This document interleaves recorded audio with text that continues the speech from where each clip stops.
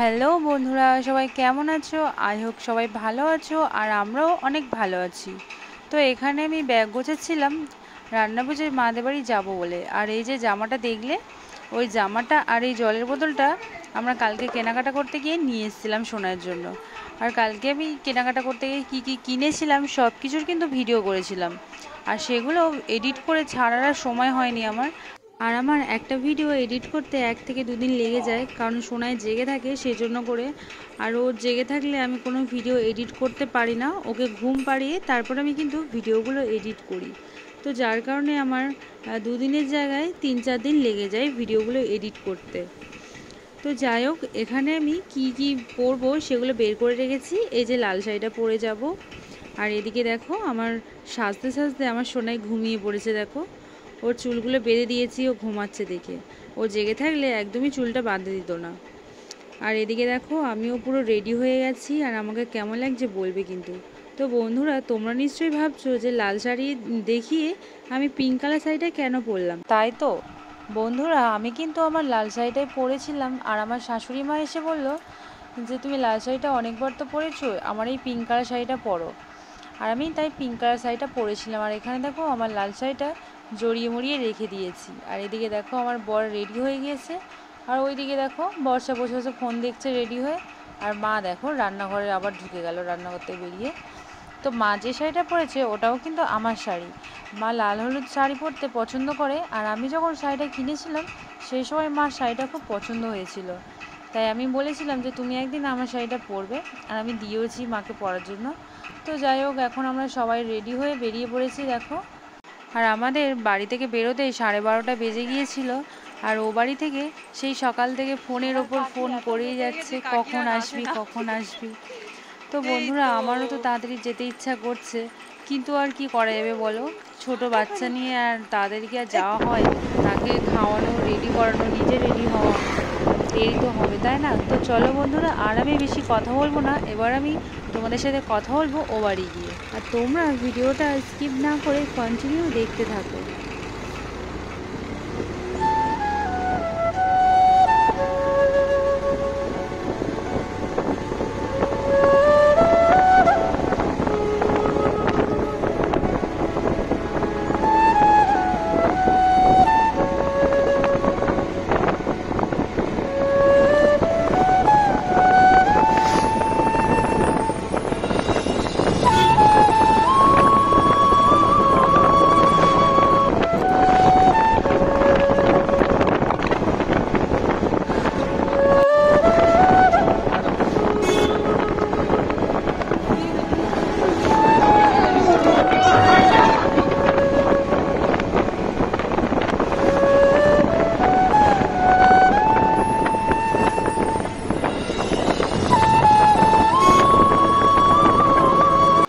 Hello বন্ধুরা, এখন আমরা এখানে চলে এসেছি। আর এসে কিন্তু জামা কাপড় ছেড়ে সবাই খেতে বসে গিয়েছিলাম, কারণ এত জোরে খিদে পেয়ে গিয়েছিল, বাড়ি থেকে কিছু খেয়ে যায়নি। আর আমাদের তো যেতে 1টা বেজে গিয়েছিল, সেই জন্য করে যাওয়ার সঙ্গে সঙ্গে মা আমাদের পান্তা বেড়ে দিচ্ছিল। দেখো, এই যে এটা আমার মা বসে বসে পান্তা বেড়ে দিচ্ছে।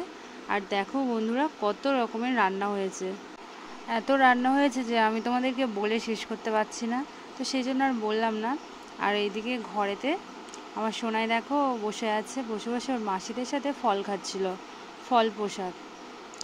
তো ও আবার এসে একটু কেঁদে নিল, কারণ ও আসার পর সবাই এত খুশি হয়েছে ছোট বাচ্চা দেখে। আর সবাই মিলে ওকে কোলে নেওয়ার চেষ্টা করছিল, কিন্তু ও যেতে চাইছিল না, যার জন্য ওরা বেশি করে কাঁদছিল। সবার একসাথে এতগুলো মানুষকে দেখে ও ভয় পাচ্ছিল। আর এরাও মানে আমাদের বাড়িতে একটাও বাচ্চা কাচ্চা নেই, ওই আছে ছোট বাচ্চা, তো সবাই মিলে ওকে কোলে নেওয়ার চেষ্টা করছিল। আর এদিকে দেখো, 2 গুলটে বসে বসে খেলা করছে। তো আমাদের এখন খাওয়া হয়ে গেছে। আর এই যে বাগানে এখন চলে এসেছি তোমাদের বাগানটা ঘুরিয়ে দেখাবো বলে।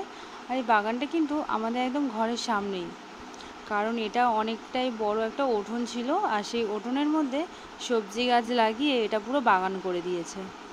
দেখো, এটা ছিল শশা বাগান, তো শশা গাছগুলো সব মরে যাচ্ছে। আর এই যে হলো আমাদের ঠাকুরঘর, এখানেই কিন্তু রোজ সন্ধে ভোগ দেওয়া হয়। তো শশা গাছের মধ্যে ঝিঙে গাছও লাগিয়েছিল।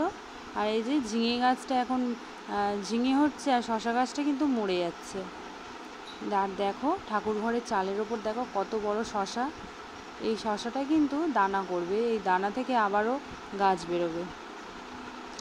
তো এই শশা বাগানে যখন শশা হয়েছিল, বাবা কিন্তু অনেক শশা আমাকে দিয়ে এসেছিলো ও বাড়ি গিয়ে।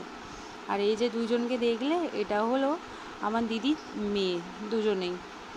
আর এই দিকে দেখো, ওরে বাবা, আরেকজন এখানে ফোনে কথা বলছে বাগানে ঢুকে, এটা হলো আমার বদ্দির ছেলে। আর ওদিকে কচু বাগান আছে দেখো, এখানে কচু গাছও লাগিয়েছে। সামনের বছর এখানে হলুদ গাছ লাগিয়েছিল। আর এটা একটা ফুল গাছ। তো বন্ধুরা, এটা কি ফুল গাছ এটা আমার জানা নেই, আর তোমরা যদি কেউ জানো তাহলে আমাকে প্লিজ কমেন্ট করে জানিও। দেখো পাতাগুলো কত সুন্দর লাগছে দেখো। আর এখানে সবজি গাছের সাথে সাথে অনেক রকমের ফুল গাছও মা কিন্তু লাগিয়েছে। আমার মা ফুল গাছ পছন্দ করে, আর তাই যেখানে যায় একটু যদি কোনো ফুল পছন্দ হয় সেই ফুল গাছটা নিয়ে চলে আসে। তো চলো সবজি গাছের সাথে সাথে ফুল গাছও তোমাদের দেখো। হাই করো।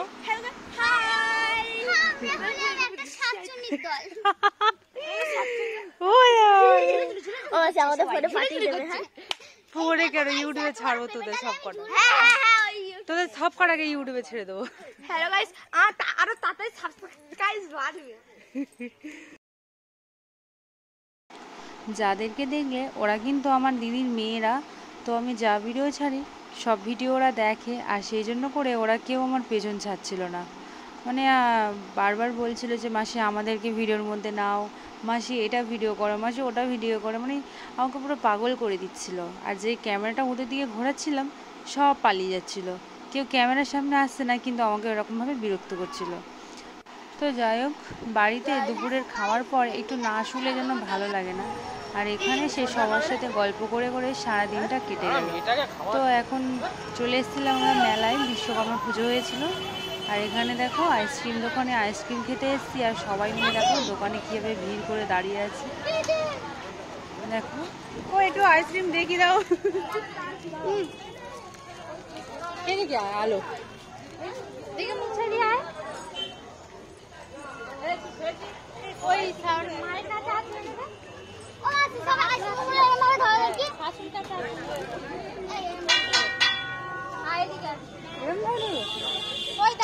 ও কিন্তু আমার ভিডিও করাতে হেল্প করছিল। তো এখন আইসক্রিম খাওয়া হয়ে গেছে, আর এখন যাচ্ছি ফুচকা খেতে। আর এই যে এইদিকে দেখো আমার বর কীরকম হাফ প্যান্ট পরে দাঁড়িয়ে আছে ফুচকার দোকানের সামনে লাইন দিয়ে, দোকানটাকে ফাঁকা করে আর আমাদেরকে ডাকছে ফুচকা খেতে। তো আমরা এখানে ছিলাম 10-12 জন মতন ছিলাম, আর সবাই মিলে ফুচকা খেলাম। আর এখন যাব সাজের দোকানে। এই যে এখানে সবাই মিলে সাজের দোকানে এসেছি সাজের জিনিসপত্র কেনার জন্য। এই যে এগুলো সব কটা আমার দিদি, মানে যেই দোকানে ঢুকছে একদম দোকান পুরো ভর্তি হয়ে যাচ্ছে দেখো। আর এই যে সব এখানে বসেও আছে, কত বাচ্চা এসেছিল দেখেছো আমাদের সাথে। সব কিন্তু আমাদের সবগুলো কিন্তু আমাদেরই বাচ্চা, কারণ আমরা 6 বোনই, 6 বোনে 6টা বর, আর তাদের ছেলে মেয়ে আছে। তো মানে কি বলবো, মানে সব মিলিয়ে পুরো একটা বল খেলার টিম বললেই চলে। যেখানে যাচ্ছি পুরো রাস্তা জুড়ে, আর যে দোকানে ঢুকছি সেই দোকানটাও পুরো ভর্তি হয়ে যাচ্ছে। মানে কি বলবো, আমাদের পরিবারটা একটা বল খেলার টিমের থেকেও কম কিছু না। দেখো সব দিদির কিন্তু ডবল ডবল, মানে একটা করে মেয়ে একটা করে ছেলে, আর আমার শুধুই যা একটাই। দেখো আমার সোনাই কত খুশি, দেখো মামার বাড়িতে এসে কত আনন্দ করছে দেখো ওর দিদিদের সাথে। ওর দিদিরাও এরকমই জামা স্কার্ট পরে সব এরকম ধরে ঘুরছে, আর ও তাদের দেখে কিন্তু ও নিজে নিজে ঘুরছে, দেখো কত মজা করছে।